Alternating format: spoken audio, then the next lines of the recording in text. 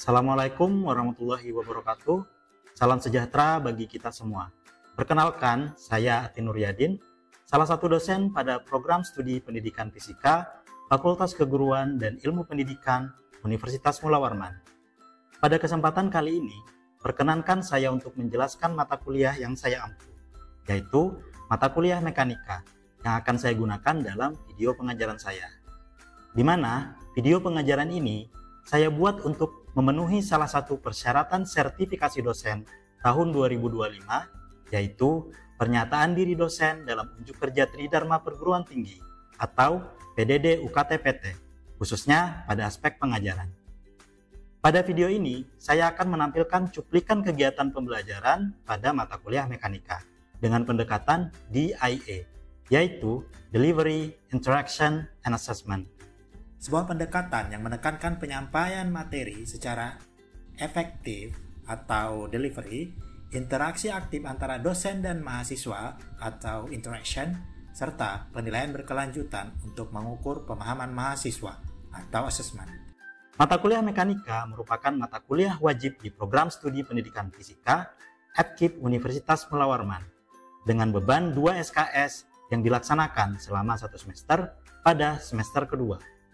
Mata kuliah ini membahas konsep-konsep dasar mekanika klasik seperti kinematika gerak, hukum Newton, dinamika partikel 1 dimensi, hidrostatika, hidrodinamika, hingga gerak 2 dan 3 dimensi. Lingkup materi disajikan secara kontekstual, mengaitkan penerapan konsep mekanika dalam kehidupan sehari-hari, khususnya di lingkungan hutan tropis yang berkaitan dengan pemanfaatan energi dan teknologi ramah lingkungan. Selanjutnya, saya akan menjelaskan aspek delivery.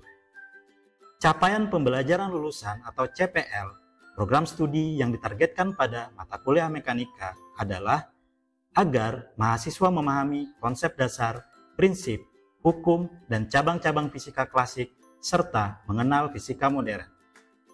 Mata kuliah mekanika memiliki 3 capaian pembelajaran mata kuliah atau yang kita kenal dengan CPMK. Ketiga CPMK tersebut diturunkan menjadi 8 bahan kajian atau materi pembelajaran. Bahan kajian pertama hingga keempat disampaikan pada pertemuan pertama sampai ke-7. Selanjutnya, bahan kajian kelima hingga ke-8 disampaikan pada pertemuan ke-9 sampai pertemuan ke-15. Adapun pertemuan ke-8 dan ke-16 masing-masing dikhususkan untuk pelaksanaan ujian tengah semester atau UTS dan ujian akhir semester atau UAS. Untuk mendukung pembelajaran, saya menggunakan beberapa referensi utama. Di antaranya, buku Mechanics karya Keith R. Simon, buku Fundamental University Physics for Mechanics yang ditulis oleh Marcelo Alonso dan Edward J. Finn, serta buku Pengantar Mekanika Klasik karya Rinto Anugraha. Selain itu, saya juga mengacu pada artikel-artikel ilmiah terkini yang relevan dengan topik mekanika. Penggunaan buku-buku referensi dan bahan ajar berbahasa Inggris dimaksudkan agar mahasiswa terbiasa dengan istilah teknis dalam bahasa Inggris serta dapat memperkaya kosakata mereka di bidang tersebut. Kemudian pada aspek interaction, pembelajaran dalam mata kuliah mekanika dirancang dengan pendekatan student-centered learning, yaitu pendekatan yang menempatkan mahasiswa sebagai pusat pembelajaran. Mahasiswa tidak hanya menjadi penerima materi, tetapi juga berperan aktif dalam membangun pemahaman melalui berbagai kegiatan interaktif. Peran saya sebagai dosen lebih sebagai fasilitator yang membimbing mahasiswa dalam proses berpikir kritis, eksploratif, dan kolaboratif. Interaksi antara dosen dan mahasiswa serta antar mahasiswa difasilitasi melalui kombinasi pembelajaran sinkronus dan asinkronus. Pembelajaran sinkronus dilakukan melalui pertemuan tatap muka di kelas dan pertemuan daring menggunakan Zoom atau Google Meet. Dalam sesi ini, saya menjelaskan konsep-konsep inti mekanika, memantik diskusi, dan memberikan ruang bagi mahasiswa untuk bertanya dan menyampaikan pendapat. Sementara itu, pembelajaran asinkronus dilaksanakan melalui platform WhatsApp Group dan Google Classroom yang digunakan untuk berbagi materi, memberikan tugas, serta mendiskusikan topik lanjutan secara fleksibel di luar jam kuliah. Sebelum ujian tengah semester atau UTS, pembelajaran lebih difokuskan pada pemahaman konsep, bisa melalui diskusi kelas dan simulasi. Mahasiswa dilibatkan secara aktif untuk menjawab pertanyaan pemantik, berdiskusi dalam kelompok kecil, serta mengerjakan latihan soal secara kolaboratif. Setelah UTS, fokus pembelajaran bergeser ke pendekatan berbasis studi kasus dan kerja kelompok. Mahasiswa diminta menganalisis kasus-kasus yang berkaitan dengan penerapan konsep mekanika dalam konteks nyata. Kemudian, mempresentasikan hasil pemikirannya di depan kelas. Kemudian yang terakhir, pada aspek asesmen, evaluasi hasil pembelajaran dalam mata kuliah mekanika dilakukan secara menyeluruh melalui berbagai komponen penilaian, yaitu penugasan, diskusi kelompok, penyelesaian studi kasus, serta ujian tengah semester dan ujian akhir semester. Selama 1 semester, mahasiswa diberikan 5 kali penugasan yang bertujuan untuk mengukur pemahaman konsep dasar sekaligus mengukur kemampuan menerapkan konsep dalam konteks kehidupan nyata. Diskusi kelompok dinilai menggunakan rubrik khusus yang mencakup aspek keaktifan, kontribusi, dan keterlibatan setiap anggota. Sementara itu, UTS dan UAS masing-masing dilaksanakan 1 kali dengan bentuk soal uraian yang dinilai menggunakan rubrik dan difokuskan pada penguasaan konseptual serta kemampuan analisis mahasiswa. Penilaian terhadap studi kasus dilakukan melalui presentasi kelompok di mana mahasiswa diminta memecahkan permasalahan kontekstual yang relevan dengan materi mekanika. Presentasi ini menilai kemampuan mahasiswa dalam bekerja sama, berpikir kritis, dan mengkomunikasikan hasil analisisnya. Komposisi bobot penilaian terdiri dari yang pertama adalah tugas mandiri dan kelompok, yaitu sebesar 15%, diskusi kelompok yaitu sebesar 10%, studi kasus sebesar 20%, UTS sebesar 25%, dan UAS sebesar 30%. Sehingga total keseluruhan menjadi 100%. Evaluasi ini dirancang untuk mencerminkan keseimbangan antara aspek kognitif, keterampilan analitis, dan partisipasi aktif mahasiswa sepanjang proses pembelajaran. Demikian pengantar dari saya. Selanjutnya, mari kita saksikan cuplikan kegiatan pembelajaran saya pada mata kuliah mekanika. Assalamualaikum warahmatullahi wabarakatuh. Waalaikumsalam warahmatullahi wabarakatuh. Selamat pagi semuanya. Pagi. Gimana kabar hari ini? Baik. Masih semangat ya. Selamat datang kembali di mata kuliah mekanika. Ini adalah tentang usaha dan energi. Baik. Namun sebelumnya, marilah kita berdoa terlebih dahulu. Silakan Arjuna sebagai ketua tingkat pimpin doanya. Baik teman-teman, sebelum kita mulai pembelajaran kita pada hari ini, mari kita berdoa untuk kepercayaan kita masing-masing. Berdoa dimulai. Selesai. Baik, terima kasih. Seperti biasa, sebelum memulai perkuliahan, silahkan isi daftar hadir terlebih dahulu di start. Silahkan di scan barcode-nya, kemudian diisi. Saya berikan waktu sekitar 1 menit ya. Sudah diisi semua? Sudah. Oke, kalau saya lihat di sini, semuanya di semua ya. Tidak ada yang absen hari ini. Oke, bagus. Saya mau tanya dulu sebelum saya mulai perkuliahan. Pada minggu lalu kita belajar materi apa? Usaha dan energi, Pak. Ya, betul sekali. Usaha dan energi. Nah, kalau sudah tahu materi apa, sekarang saya mau konfirmasi. Kira-kira apa itu energi? Saya akan mau jawab ya, silakan Gusti. Jadi energi ini berkaitan dengan usaha, di mana untuk melakukan usaha atau kerja kita memerlukan energi untuk menggerakkan suatu benda. Baik, betul sekali ya. Jadi kalau kita lihat di sini, simpelnya energi itu adalah kemampuan untuk melakukan usaha. Contohnya di sini ada gambar apa? Orang dorong troli ya. Ketika kita mendorong troli, berarti kita memberikan apa ke troli? Gaya, akhirnya menghasilkan perpindahan kan? Ketika ada gaya dan perpindahan, maka dalam fisika akan menghasilkan namanya usaha. Nah, apa yang diperlukan orang untuk mendorong troli adalah energi. Dari mana kira-kira orang itu dapat energi? Dari makanannya, yang kita sebut sebagai energi apa? Kimia. Energi kimia. Ya. Oke. Nah, untuk subtopik usaha dan energi energi ada 4, namun hari ini kita akan fokus pada topik kekekalan energi. Baik. Oke, di sini saya akan menunjukkan terlebih dahulu fenomena kekekalan energi. Kira-kira ada yang tahu nggak ini gambar apa? Kincir air, atau ada yang bilang turbin. Terus kira-kira sistem ini dinamakan sebagai sistem apa? Ya, pembangkit listrik tenaga air. Oke, pertanyaannya, dari mana datangnya energi untuk menyalakan lampu? Dari gerakan air. Oke, ada lagi dari turbin yang berputar. Terus pertanyaan lanjutannya, kok bisa gitu ya, dari turbin yang berputar gerakan kok bisa menjadi lampu, menyalakan lampu gitu ya, mengalirkan listrik sehingga bisa menyalakan lampu. Nanti akan kita bahas secara mendalam pada pertemuan kali ini, gitu ya. Oke, sebelumnya saya akan menjelaskan terlebih dahulu sub capaian pembelajaran mata kuliah yang akan kita gunakan pada hari ini. Yang pertama adalah memahami konsep usaha dan energi dan kekekalan energi serta kaitannya dengan kehidupan sehari-hari. Kemudian tujuannya yang pertama nanti melalui pemaparan materi yang saya sampaikan diharapkan kalian mampu menjelaskan hukum kekekalan energi mekanik.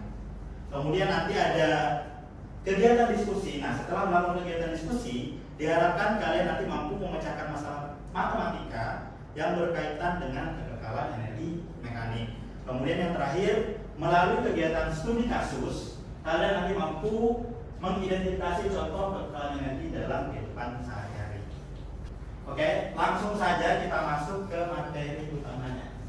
Di sini ada yang namanya energi mekanik. Kalau kita definisikan, energi mekanik itu adalah energi karena gerakan atau posisi benda. Jadi ada dua hal yang menjadi bagian utama dari energi mekanik, yaitu gerak dan posisi. Nah, berdasarkan definisi ini, maka kita bisa bagi energi mekanik itu menjadi dua bagian utama. Yang pertama adalah energi kinetik. Energi kinetik itu terjadi karena ada gerakan ya. Kalau kita lihat definisi di sini ada gerakan benda. Nah, kalau kita lihat di fenomena di gambar itu fenomena apa di gambar itu? Apelnya jatuh. Nah, ketika apel jatuh, maka apel itu sedang bergerak. Ya, sedang bergerak. Ketika dia bergerak, maka apel ini memiliki variabel apa? Perubahan posisi terhadap waktu. Variabel kecepatan. Ya, jadi tanda apel ini bergerak, dia punya kecepatan. Energi kinetik hanya dimiliki oleh benda-benda dalam keadaan bergerak. Oke, apakah hanya benda bergerak yang bisa memiliki energi? Tidak, ada variabel kedua, posisi. Ini kita masukkan dalam yang namanya energi potensial. Kalau kita lihat di sini ada apel, bergerak nggak apel-apelnya? Enggak. Tapi dia punya energi. Kenapa? Karena dia punya posisi. Posisi dari mana? Dari tanah. Ya, kita anggap tanah ini ketinggiannya 0, sehingga karena dia punya posisi dari tanah, misalkan 1 meter, 2 meter, 3 meter, artinya dia punya energi potensial. Nah, setiap kali melakukan usaha, kita mentransformasikan atau merubah energi dari satu bentuk ke bentuk lainnya. Ini ada beberapa fenomena dalam kehidupan sehari-hari ya. Misalkan ini orang apa ini? Sepeda. Pernah naik sepeda kan? Pernah. Nah, ketika naik sepeda, kira-kira energi apa yang kita ubah? Energi kimia. Dari mana kita peroleh? Dari makanan. Pernah nggak sore-sore naik sepeda pada saat puasa? Pernah ya? Atau lari jogging deh, jogging sore-sore pas bulan puasa gitu? Pernah tapi nggak puasa. Pernah ya? Pasti apa yang dirasakan? Lemas, karena ada kekurangan energi. Kemudian energi kimia, pohon, daun itu kan punya energi kimia kan? Ada buah gitu ya. Kita kan makan buah, nanti energi kimianya kan diubah ke energi yang lain. Nah, dari mana kok tumbuhan punya energi kimia? Dari energi matahari. Dari proses apa tuh kok bisa berubah jadi? Fotosintesis. Oke, bisa ya. Kemudian mobil kalau nggak ada bensin bisa jalan nggak? Ada mobil listrik. Ketika itu energi listrik ya. Kalau mobil pakai bensin, nggak pakai bensinnya nggak jalan. Kenapa? Karena dia perlu mengubah energi kimia menjadi energi gerak. Saat mendorong meja, pernah dorong meja kan? Kita ketika dorong meja kita memberikan energi apa? Kinetik ya. Kenapa? Karena mejanya bergerak kan?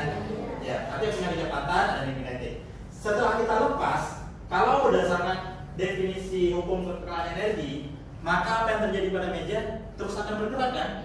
Lalu karena dia sudah punya energi kinetik, tadi berdasarkan definisi bahwa energi kinetik nggak bisa hilang, berarti kan harusnya meja gerak terus. Tapi kenapa pada keadaan dunia nyata gitu, ketika kita mendorong meja, ketika kita lepas mejanya berhenti? Kenapa?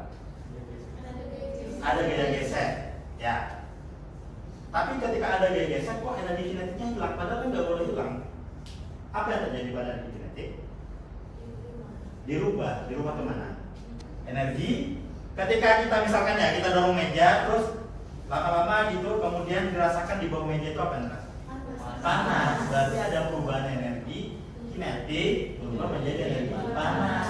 Kadang kalau kita dorong ada bunyi-bunyi, ya berarti ada sebagian energi berubah menjadi energi bunyi, gitu ya. Nah, karena di sini kita hanya membahas kekekalan energi, maka bisalah gaya geseknya kita abaikan dulu. Kita anggap matanya licin, ya kita anggap udara nggak ada, vakum gitu ya. Sehingga pembahasan kita kekekalan energi menjadi lebih mudah, ya. Oke, sudah ya. Sebelumnya saya mau menjelaskan dulu bagaimana caranya menggunakan simulasi ini. Nanti kalian bisa luncurkan skaternya di lintasan, diletakkan kemudian dilepaskan. Apa yang terjadi? Skaternya akan bergerak naik turun ya. Kalau kita munculkan diagram energinya, ya kita slow motion ya. Ketika berada di atas, yang maksimal adalah potensial. Kenapa? Karena posisinya paling tinggi. Ketika paling bawah, potensial menjadi 0 ya. Nah, kemana energinya berubah? Menjadi kecepatan. Artinya, skater akan mengalami kecepatan yang paling cepat itu pada bagian bawah. Karena semua energi potensial berubah menjadi energi. Tapi yang menarik perhatian adalah energi totalnya apakah naik, apakah turun? Tidak, tetap. Artinya, penjumlahan antara kinetik dan potensial selalu tetap. Ini yang dinamakan sebagai hukum kekekalan energi mekanik. Bisa ditanya? Oke, kalau sudah bisa, kita lanjut ke bagian diskusi. Nah, kalian bentuk lintasan seperti ini. Nah, ini sesuai gridnya ya. Misalkan pertanyaannya di atas garis 6, kemudian di bagian 1 sini ya, sesuai kotak ini. Kalian buat dulu lintasan seperti ini, baru nanti kalian simulasikan. Di sini ada 2 pertanyaan diskusi. Silakan didiskusikan apa yang terjadi jika ada gesekan dan tidak ada gesekan. Silakan, saya beri waktu selama 10 menit cukup ya? Bisa ya? Ya, start gesek dulu. Bisa lewat nggak? Bisa. Nah, nanti alasannya kenapa? Ya. Kemudian kalau nambah gaya gesek ini, bisa lewat nggak? Tapi lintasannya harus sesuai itu, dilihat dulu ya. Ini kayaknya belum, disesuaikan dulu ya. Ini bisa. Ya, grid-gridnya disesuaikan. Itu kalau nggak ada gaya gesekan. Kalau misalkan gaya geseknya di sudah waktunya sudah 10 menit ya, sudah selesai diskusi semua kan? Sudah dapat jawabannya ya. Oke, kalau sudah, sekarang kita masuk pada presentasi. Kelompok mana yang mau presentasi untuk pertanyaan pertama? Ya, silakan kelompok Ani. Silakan berdiri.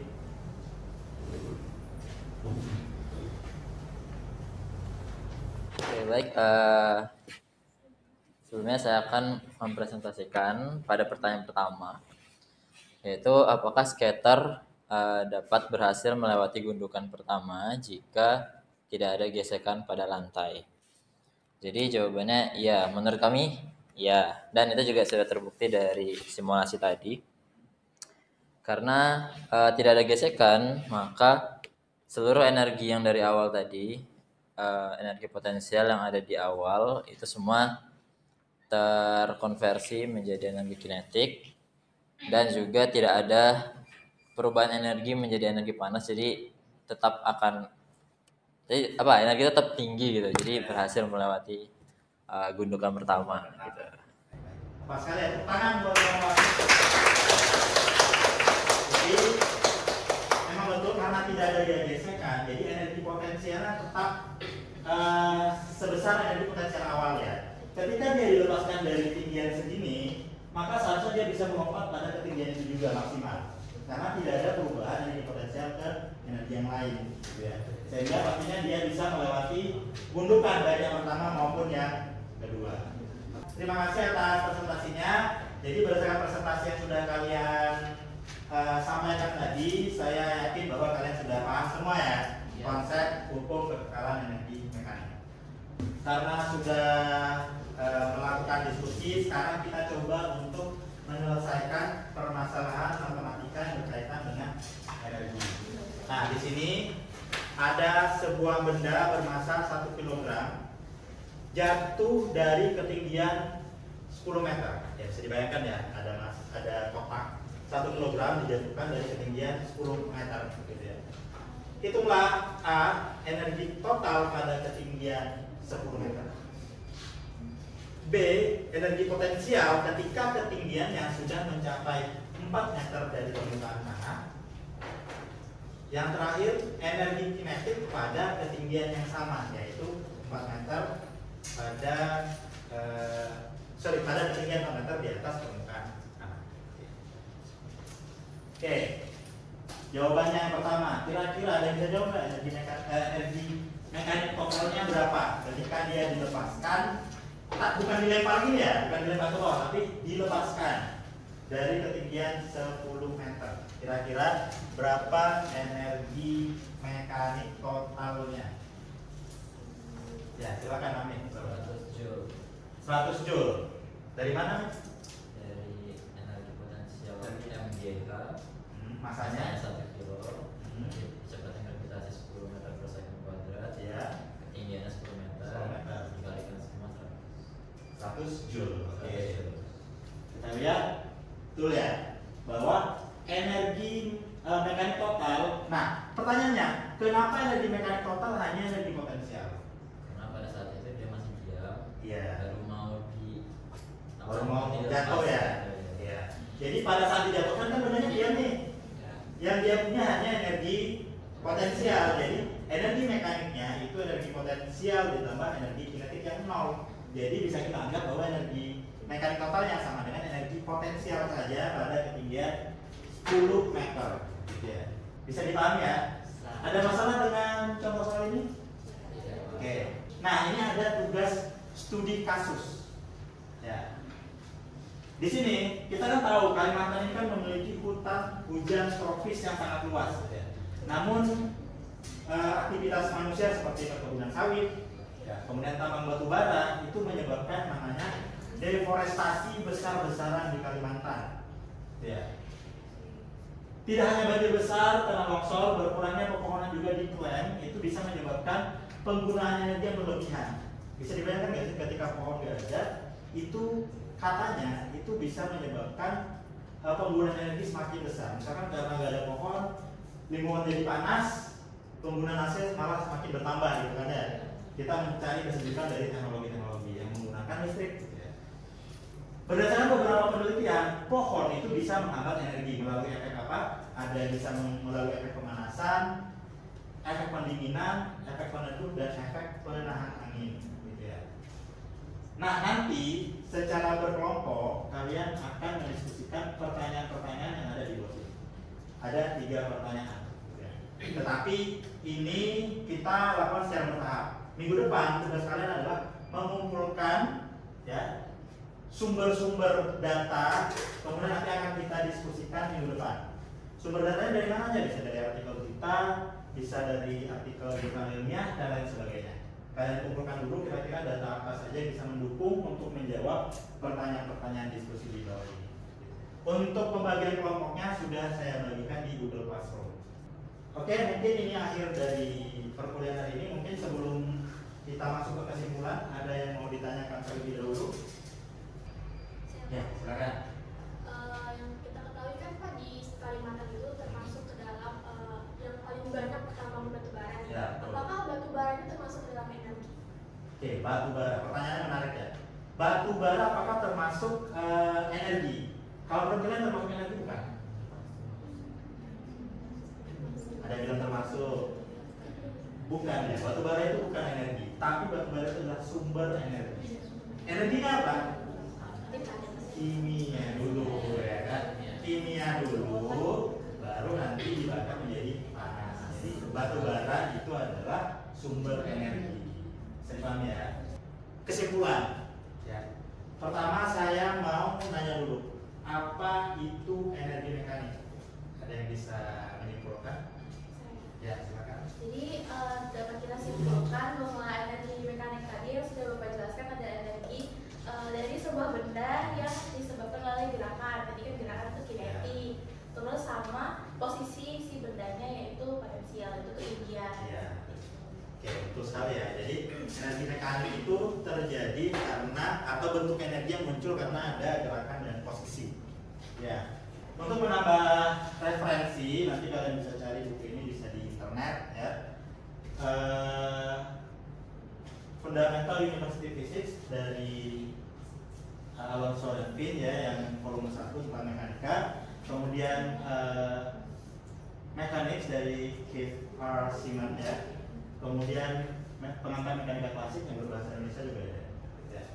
Kemudian nanti kalian juga bisa mencari artikel ini yang berjudul Behavior Toward Energy and Exploration of High School Students Perspective in Indonesia. Jadi ini adalah perspektif siswa-siswa di Indonesia tentang energi. Jadi ini bisa menjadi pengetahuan awal kalian sebagai nantinya akan menjadi pendidik. Bagaimana sih sekarang itu persepsi siswa Indonesia tentang energi? Sehingga nanti kalian bisa memberikan pengajaran yang sesuai dengan didik kalian nanti ya. Nah, ini ada tugas individu, tugas tambahan kalian supaya bisa lebih paham tentang pembukaan energi. Ya, nanti dikumpulkan melalui Google Classroom H-1. Ya, nanti Google Classroom-nya akan otomatis H-1 sebelum kita perkuliahan selanjutnya. Baik, untuk pertemuan selanjutnya kita akan membahas tentang daya. Jadi nanti kalian pelajari dulu ya sebelum kita kuliah. Baik, mungkin sampai di sini perkuliahan kita hari ini. Saya ucapkan terima kasih ya. Semoga apa yang kita pelajari hari ini bisa bermanfaat. Ya. Saya akhiri, assalamualaikum warahmatullahi wabarakatuh. Waalaikumsalam warahmatullahi wabarakatuh. Terima kasih Pak. Demikian video cuplikan kinerja pengajaran saya pada mata kuliah mekanika di program studi pendidikan fisika FKIP Universitas Mula Warman. Saya berharap video ini dapat memberikan gambaran yang jelas mengenai praktik dan strategi pengajaran yang saya terapkan, serta kontribusi saya dalam mendukung pencapaian mahasiswa pada capaian pembelajaran. Ucapan terima kasih juga saya sampaikan pada tim penilai dan tim panitia pelaksana sertifikasi dosen tahun 2025 atas penyelenggaraan program ini. Terima kasih juga kepada program studi pendidikan fisika Fakultas Keguruan dan Ilmu Pendidikan Universitas Mula Warman yang telah memberikan dukungan dalam pelaksanaan tugas Tridharma ini. Assalamualaikum warahmatullahi wabarakatuh, salam sejahtera dan terima kasih.